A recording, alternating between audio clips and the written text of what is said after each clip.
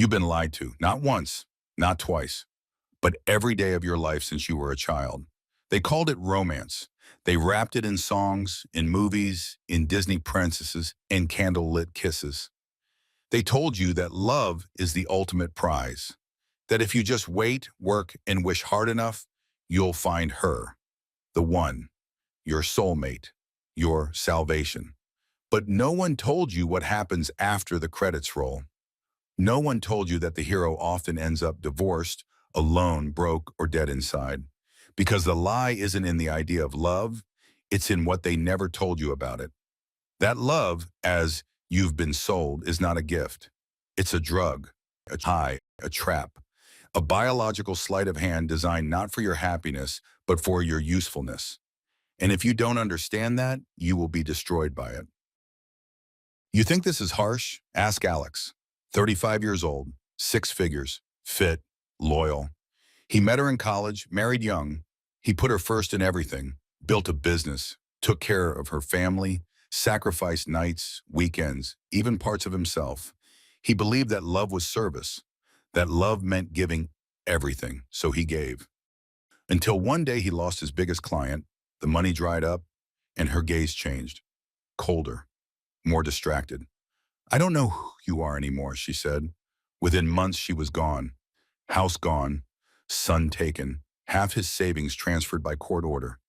And Alex? He stood there like every man who's ever woken up from a dream and realized it was a nightmare. What did I do wrong? That's the wrong question. The right one is, what false script did I follow? Schopenhauer didn't believe in fairy tales. 200 years ago, he called love what it truly is, a biological illusion, a trick played by the species to ensure reproduction. Not a soul connection, not destiny, a trick, a chemical hijack of your rational mind designed to lure you into protecting, providing, and passing on your genes. That lightning bolt of attraction you felt, that tunnel vision where she was the only thing in the world that mattered, that wasn't God whispering to your heart. That was dopamine, oxytocin, testosterone, your body's way of saying, breed now. It felt profound. It wasn't. It was efficient. Nature doesn't care about your poetic soul. It cares about your sperm count. But the illusion doesn't end with desire.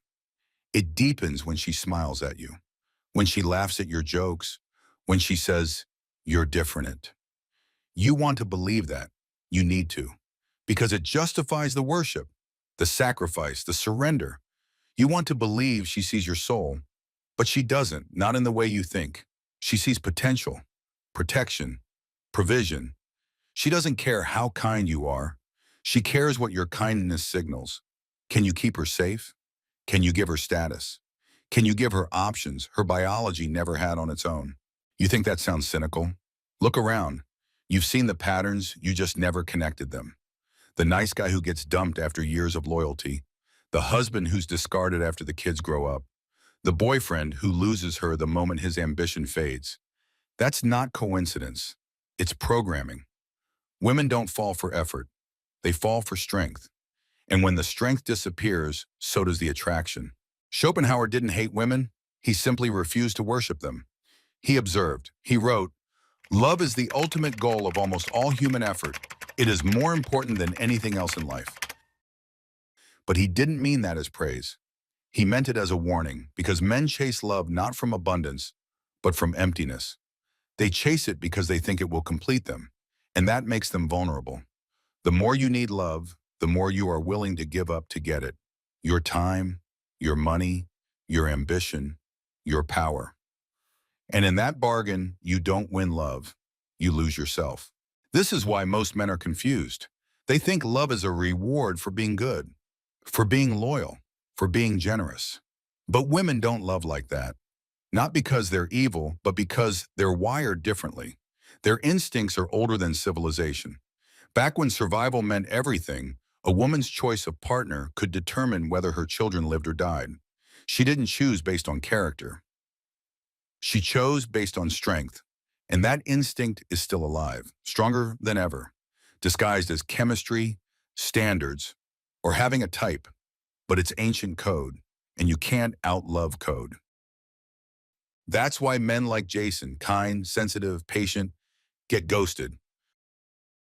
Why men like Mark, distant, dominant, dangerous, get chased. Because value isn't proven by how much you give. It's perceived by how little you need.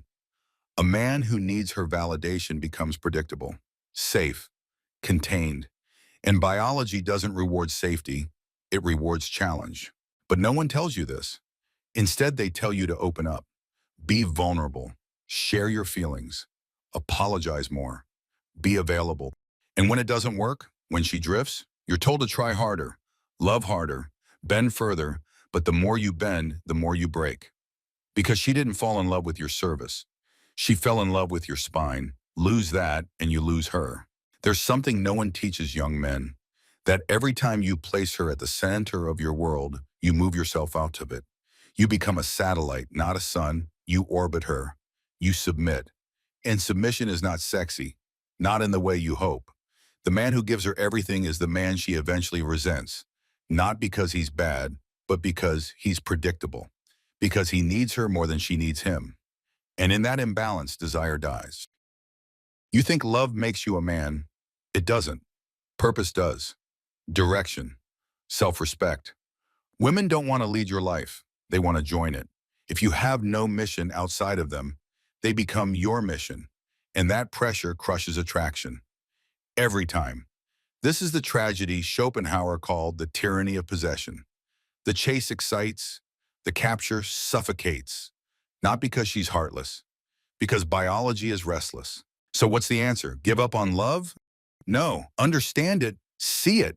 Stop expecting it to save you. Start seeing it as a dance, not a debt. If she chooses you, great. If she leaves, let her. Because the man who can walk away is the one who never truly loses. He was whole before she arrived, and he will be whole when she's gone. There's a reason monks, warriors, kings, and philosophers across history warned men to master their desires. Not because women are demons, but because unchecked longing makes you a slave. And a man in chains, even if those chains are wrapped in perfume and silk, is still a man in chains. You want to be loved? Fine. But don't make it your purpose. Don't make her your God. The world does not reward desperation, it punishes it. And nothing reeks of desperation more than a man who abandons himself for affection. Build yourself, own your space, guard your time. If love finds you on that path, welcome it, but never crawl for it. Because here's the truth, the most powerful man isn't the one who conquers women. It's the one who no longer needs to, the one who sees the lie and walks past it. You thought being good would be enough, that if you were kind, loyal, supportive, generous, she would see you, choose you, stay. But that's not how nature works. And make no mistake, dating, mating, relationships, they're not moral decisions. They're nature playing chess.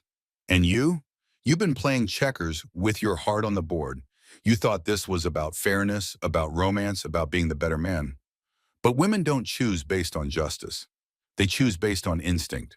Biological programming, thousands of years old, running in the background of every text, every flirt, every rejection. That's why you can't understand how she left you for someone who treated her worse. Why she pulled away the moment you opened up. Why she got bored when you became available. It wasn't about you, it was about the game. A game you never learned the rules of. The truth is brutal. Every woman you've ever loved was testing you. Not in some manipulative, cruel way, but in the deepest, most primal sense. Her biology was scanning you. Do you have backbone? Can you protect her in chaos? Will you lead or fold? She tests not because she wants to ruin you, but because she wants to survive. Women have always needed to select wisely. The wrong man, the weak man, the emotionally dependent man, that was death, not disappointment. So even in today's civilized world, the tests remain. They're subtle but relentless. She's watching how you respond when she's late, when she criticizes you, when she flirts with another guy just to see if you'll flinch. Do you stand still or do you unravel?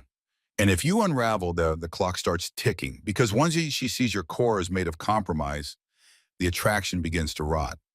Not instantly, slowly, invisibly, until one day she says, I love you, but I'm not in love with you. And you think it came out of nowhere. It didn't. It came from failing the test. But you don't even know what the test was, because no one teaches men how women select.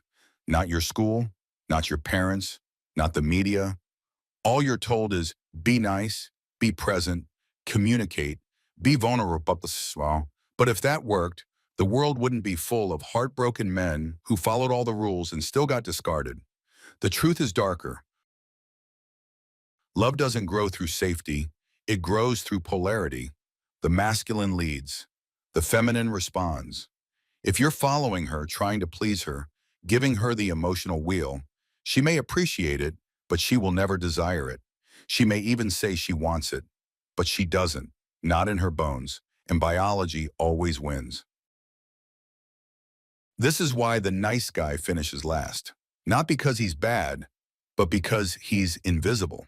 He offers predictability in a world where evolution rewards unpredictability. You think being dependable is sexy, but dependability without strength becomes servitude. And women weren't designed to fall in love with servants. They respect leaders. They chase the man who knows how to say no, not out of cruelty, but out of clarity. The man who doesn't rearrange his schedule every time she frowns. The man who doesn't explain himself every time she tests him. The man who knows his value and walks like it. Let's get even more real. Look at dating apps. 80% of women are swiping for the top 20% of men. That's not an opinion. That's data. That means most men are chasing, begging, performing, and getting ignored, while a tiny sliver of high-value men gets flooded with attention. Why? Because attention has become currency, and women are biologically trained to invest only where the return is highest. It's brutal, but it's efficient. She doesn't want average. She wants exceptional, not in kindness, but in value, status, confidence, emotional control. And most men are broke in all three. So what happens? The average man tries harder. He becomes nicer, more agreeable, more available, and in doing so, he lowers his value even more until he becomes a convenience, a placeholder, a therapist with a wallet. And when someone better comes along, she leaves without guilt because she never respected him as a man, only as a provider of comfort. That's not love, that's utility, and utility is always replaceable. You still think women fall in love with who you are? They fall in love with what you represent. Not your poetry, your power, not your compliments, your certainty. If you don't lead, she won't follow. If you don't stand firm, she won't melt. And if you don't walk away when disrespected, she'll test you harder until there's nothing left to test. This is the law of emotional physics. Weakness creates friction. Strength creates gravity. You want her to be drawn to you? Then be unmoved. Be grounded. Not cold, but untouchable. Not arrogant, but sovereign. Be the man who doesn't chase, but chooses. Who doesn't beg, but builds. Because here's the truth. Schopenhauer saw before Tinder was even a thought. To be loved, you must not be good. You must be formidable. And when you are, the game changes. She stops testing. She starts respecting. She leans in because she knows you could walk away. And that possibility that she might lose you awakens a fear far more potent than any romantic gesture. The fear of missing something irreplaceable. You, whole, focused, unbending. Not because you're playing games, but because you no longer are one. So stop asking what she wants. Start asking who you are. Because when you become a man of weight, of presence, of unwavering value, she won't just want you, she'll feel gravity toward you. And gravity doesn't beg. It pulls, effortlessly.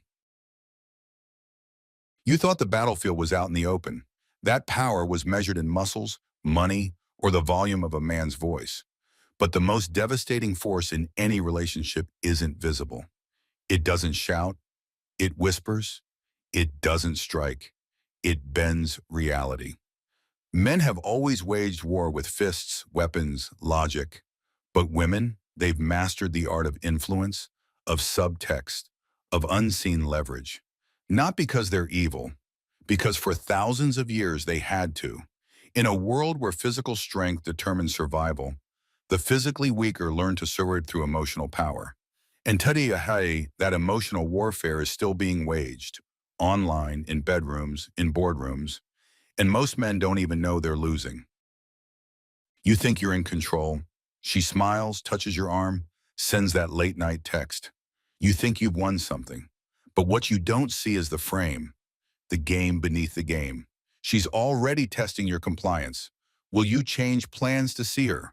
Will you drop your priorities to meet hers? She doesn't ask outright. She doesn't have to. The most powerful weapon isn't dominance. It's vulnerability. The illusion of weakness is the ultimate control mechanism. Schopenhauer called it the tyranny of the weak. The idea that the one who appears powerless can control the powerful by evoking guilt, obligation, emotion. Not through strength, but through subtle manipulation. She doesn't demand. She makes you feel bad for not giving. She doesn't argue. She cries. She doesn't tell you to surrender. She makes you believe it was your idea. And you go along with it because you were trained to, conditioned to believe that love means sacrifice, that good men bend, that masculinity is toxic unless it's soft and apologetic. So you give in, not once, not twice, but again and again, until one day you look in the mirror and don't recognize the man you see. Your eyes are dull, your spine is bent, your mission is gone, your value evaporated, and still she's pulling away. Why? Because you passed every test she didn't even know she was giving, and in doing so you failed the one that mattered.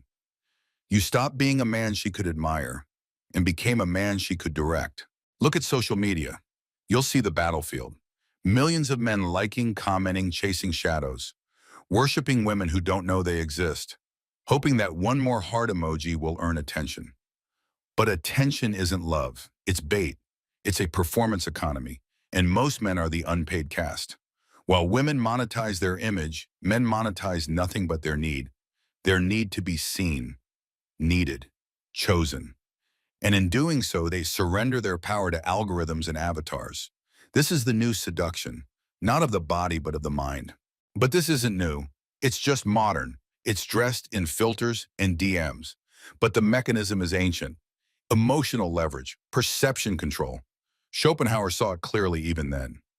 Women lacking brute strength survive by reading men, reading their tone, their posture, their micro-expressions. While you think you're having a conversation, she's reading 1,000 signals. You're explaining yourself. She's calculating frame loss. You're opening up. She's sensing instability. And every time you compromise, defer, apologize without strength, she doesn't feel closer. She feels less safe. Because safety in the feminine brain is not just protection. It's certainty. Certainty that the man in front of her cannot be bent. Yet modern culture encourages the opposite. Men are taught to overshare, over-emote, over-accommodate, be more open, be more sensitive, but not from strength, from fear. Fear of being abandoned, fear of not being enough. And in that fear, men start to contort themselves into what they think women want, only to discover women lose desire the moment they get it. Because desire isn't born from similarity. It's born from polarity. The more you mirror her emotions, the more you become her emotional twin, not her man. So she tests harder. She flirts with another man to watch your reaction. She withholds affection to see how you respond. She picks fights just to feel your frame. And when you fail, when you crumble, she doesn't feel pity. She feels confirmation that she's now the one leading, that she must carry the emotional burden, that she has become the man in the relationship, and nothing kills intimacy faster than reversed polarity. It's not her fault, and it's not yours. It's nature. It's programming. It's the laws of attraction that no amount of progressive ideology can rewrite. When a man forgets who he is, no woman can remind him. When he surrenders his mission for her mood, she cannot love him the same. And when he sacrifices his edge to gain closeness, he loses both.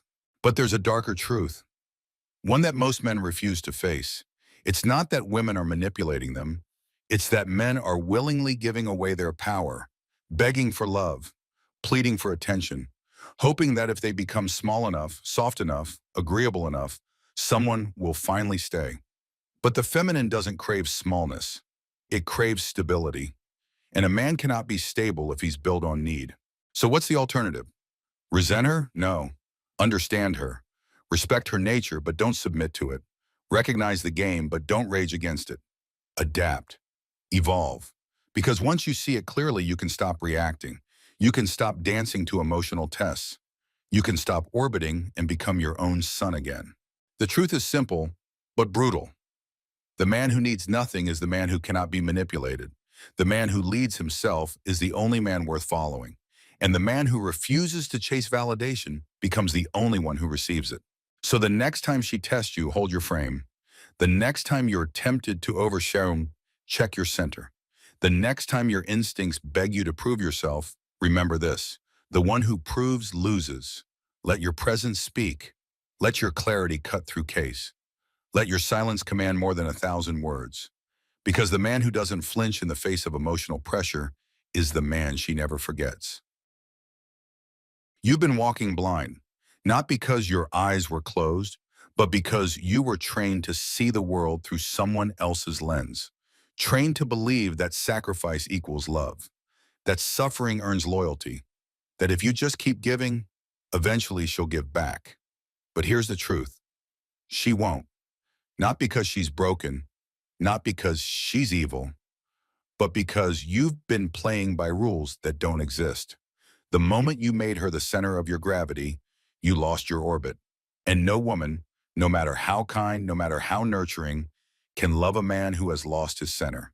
This is where the awakening begins, not with revenge, not with resentment, but with a hard look in the mirror, not at her, at you, because she's not the one who gave up your power. You did.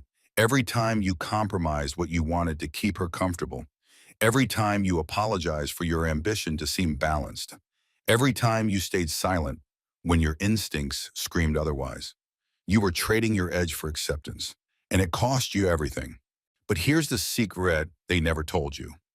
Masculinity is not noise. It's not aggression. It's not volume. It's direction, precision, intent.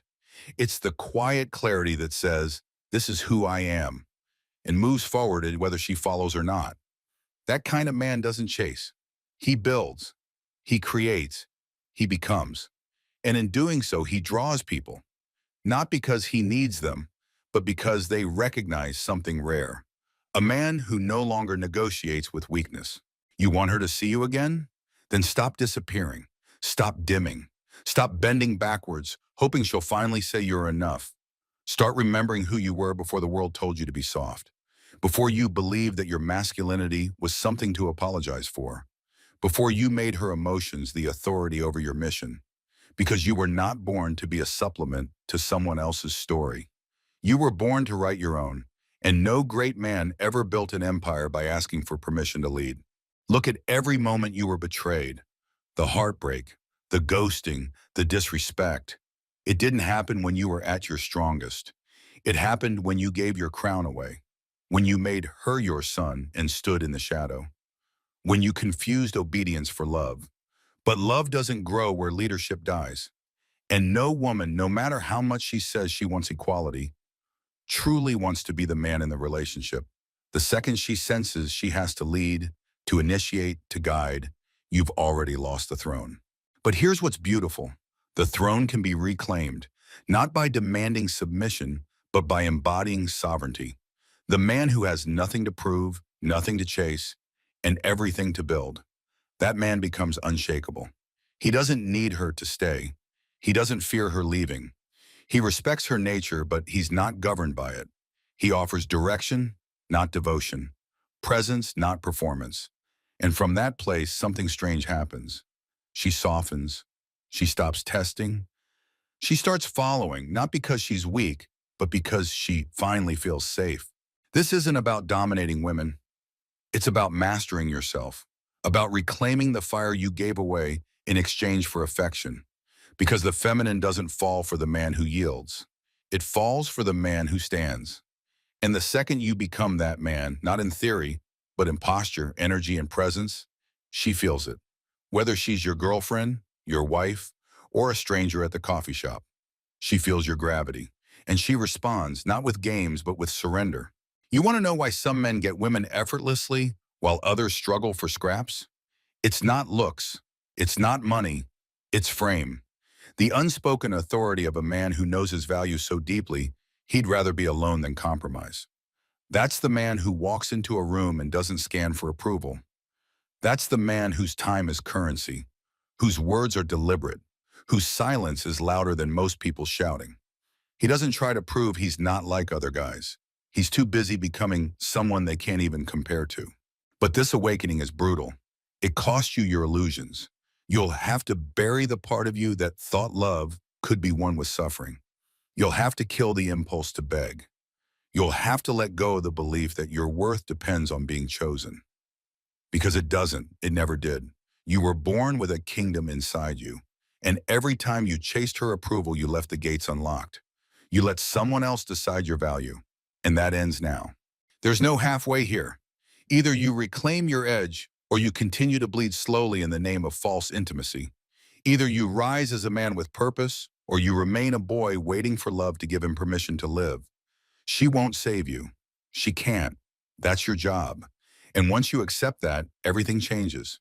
You stop chasing, you stop explaining, you stop performing, you move, and the world moves around you. This is the awakening. The moment you stop looking for a throne to kneel before and realize you were meant to build one yourself. The moment you stop asking, what do women want? And start asking, what kind of man do I refuse to betray? Because that man, that unwavering, focused, unshakable force, is the only man truly worth loving. Not just by her, but by himself. You've come this far, stripped of illusions, burned by truths too raw for the average man to accept. You've seen the lie that love is not unconditional, that desire is not fair, that your suffering doesn't earn you a damn thing. But now comes the part no one prepares you for. Because once the mask is off, once you stop chasing validation and finally see the game for what it is, you're left with one question. Now what? Most men stop here. They wake up angry, bitter, resentful. They see women not as humans, but as enemies. They flip the table instead of learning to play with better cards. But that's not power. That's reaction. That's weakness disguised as defiance. If you truly want to be free, you must rise above the board altogether. Because this isn't about women. It never was. It's about you, your inability to say no, your fear of being alone, your hunger for external validation. The woman was just the mirror, and you've been hiding from your reflection your entire life. Schopenhauer once said, we forfeit 3/4 of ourselves to be like other people. He wasn't just talking about society, he was talking about men who betray their nature to fit into someone else's expectations. You gave up your fire for comfort. You gave up your clarity for affection. And in the end, you were left with neither. Because a man who orbits someone else's needs will always be replaceable. But a man who builds his world around his own center of gravity, that man becomes undeniable. The real game begins the moment you stop playing theirs. When you stop performing for love and start performing for legacy.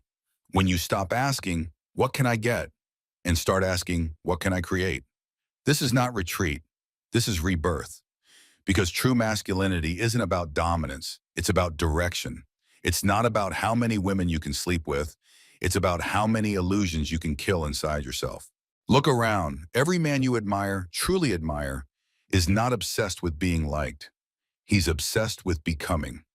The artist, the warrior, the builder. These are not men who chase.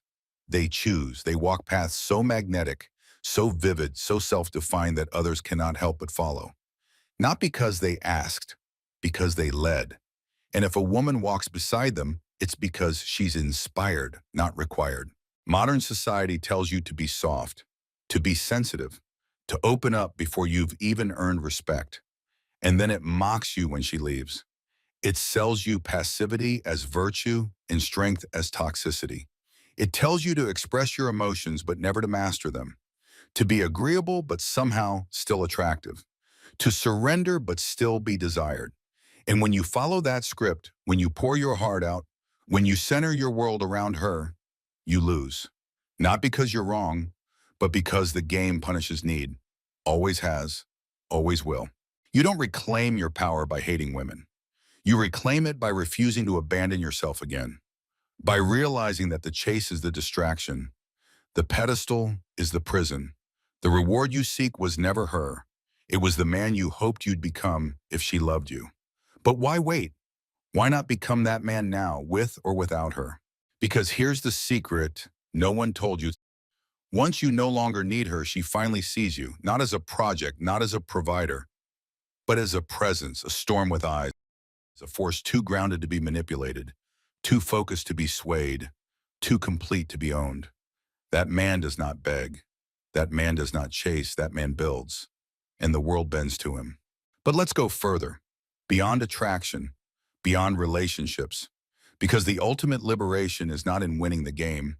It's in no longer needing to play. It's in becoming so internally resourced that no rejection, no breakup, no silence can shake your foundations. You no longer see loss as failure. You see it as refinement. Every woman who left, she didn't take something from you. She revealed something about you. And once you learn the lesson, the pain becomes fuel. The wound becomes wisdom. The weakness becomes will. Schopenhauer said, "The safest way of not being very miserable is not to expect to be very happy."